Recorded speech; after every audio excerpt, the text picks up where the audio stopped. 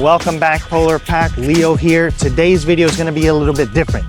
In this video, I'm going to be exposing Orlando scams so you know what to watch out for. Orlando is a beautiful, magical place for family vacations, but there's also a dark side. If you watch this video, you're going to be better prepared to avoid negative experiences. One of the first scams I want to tell you about is when you first arrive to the Orlando airport at MCO.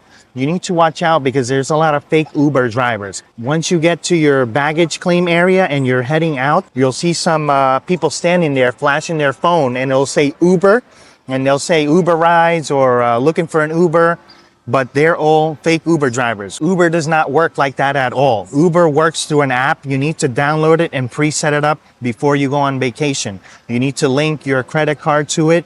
After you receive your luggages, when you request a ride, it's going to give you a driver. You're going to be assigned a driver. It'll give you the license plates of the car of the driver, make and model. When you head outside of the airport through the gate, you'll find your Uber driver there. There also is a GPS that tracks through the app. You need to verify your driver's name and the license plate. Do not get into the car with any of these fake Uber drivers. You don't know if they're doing human trafficking, kidnapping, or if they're actually just scamming you for money. You know, you're putting yourself and your family at risk. The next thing I wanted to tell you to be aware of is Uber drivers requesting cash. It's because they get paid a very small percentage of your trip.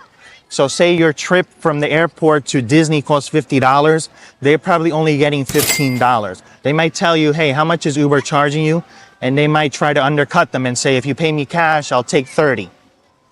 Now, it's up to you if you want to do that. The issues against that I would say is that you're no longer covered by Uber insurance in case of any accident or anything happens while you're in that car.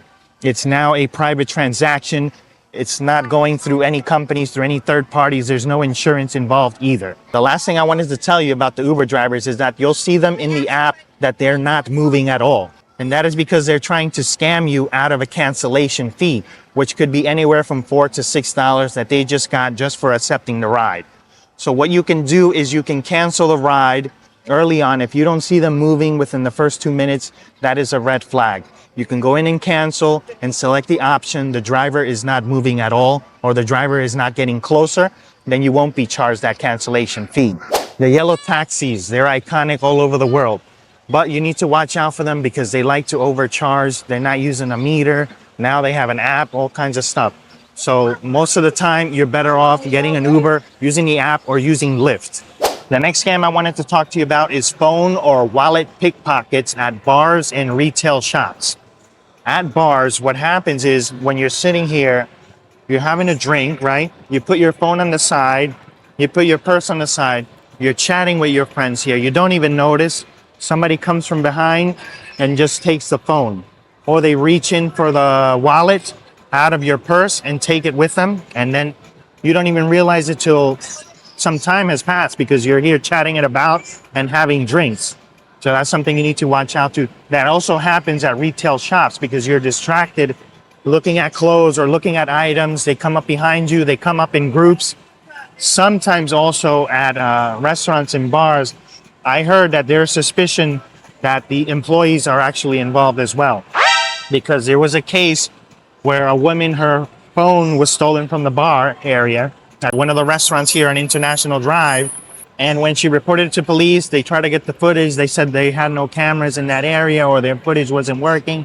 And the cops told them that basically nothing could be done. So this is something you need to watch out for. Next issue you need to watch out for, Orlando is a hotspot for norovirus. You don't know what that is? It's kind of like E. coli poisoning, food poisoning, basically. You need to download an app. It's called Life Kitchen. You can find it on the Google Play Store or the Apple App Store. It's called Life Kitchen, and there you can get all the food inspection ratings for any restaurant in the state of Florida.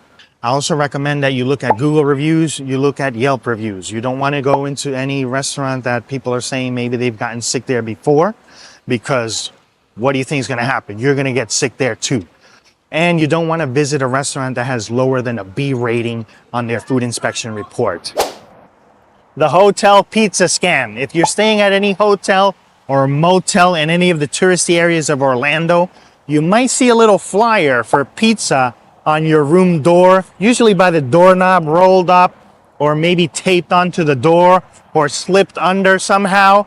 You need to be very careful with those. You need to automatically throw those out, because what happens is you call up that number, you order a pizza, you give your credit card and debit card information over, and then an hour or two goes by, you try to call the number again, and the number's disconnected, or you get like the dead dial tone, and then suddenly you get a notification that there was a charge for $1,000, $2,000, $5,000 because you got scammed and you willingly gave your card information over. So that is definitely something you need to watch out for, and it does occur down here in Orlando. Discounted tickets in Orlando, man. I know you want a good deal, but they're fucking scams, all of them. Any kind of discounted ticket you find online, they're no longer transferable. At both theme parks, Universal Orlando and the Disney theme parks, you have to authenticate with a fingerprint. So that park ticket is connected to a person and it is not transferable. You would have to go to Disney and somehow beg them on your knees, and they still wouldn't do it. So just do not buy any discounted tickets. There are spots just like this one you'll see all around Orlando, discounted tickets. What they are timeshare presentations. So they make you go through this whole song and dance. It's kind of worse than buying a car at a car dealership. They bring you through different levels of salesmen to try to get you to buy a timeshare, which is some kind of like a scammy vacation package. You can only like vacation certain times of the year. You have to pay monthly. So I really don't recommend it at all unless you can really like stick to your guns. There's some people that go through them and maybe get $200-300 out of it, or get an actual theme park ticket from it. If you're good at negotiating and not accepting any offers ever, and understanding that you're going in with the mindset that that is a fucking scam, then you're safe and you're gonna come out a winner. Otherwise, you're gonna come out a total loser, losing all your money. I'll never respect you.